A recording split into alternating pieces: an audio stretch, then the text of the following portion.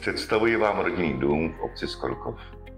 Najdete ji na vyvýšeném místě, odkud se otevírají výhledy do okolní krajiny. Díky své poloze působí velmi vzdušně a klidně. Dům nabízí velmi variabilní využití podle potřeb budoucích majitelů.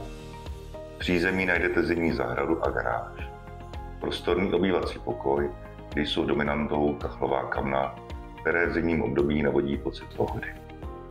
Obývací pokoj je propojený s kuchyňským koutem, kde jsou moderní spotřebiče. V přízemí dále máte jednu ložnici a první koupelnu s WC a sprchovým koutem. Zahrada vás zase potěší ve zbytku roku od jara do podzimu.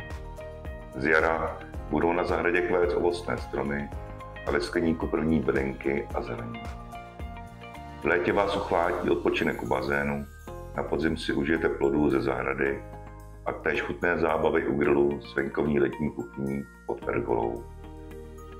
V druhém podlaží domu máte k dispozici 3 prostorné ložnice a další koupelnu s WC a tentokrát s rohovou vanou. Nemovitost je určena pro ty, kteří hledají bydlení v klidném a inspirativním prostředí a ocení výbornou dostupnost do Staré Boleslavi, Brandýsa nad Labem, Čelákovic a Prahy. Tímto vás zvu na prohlídku tohoto výjimečného domu.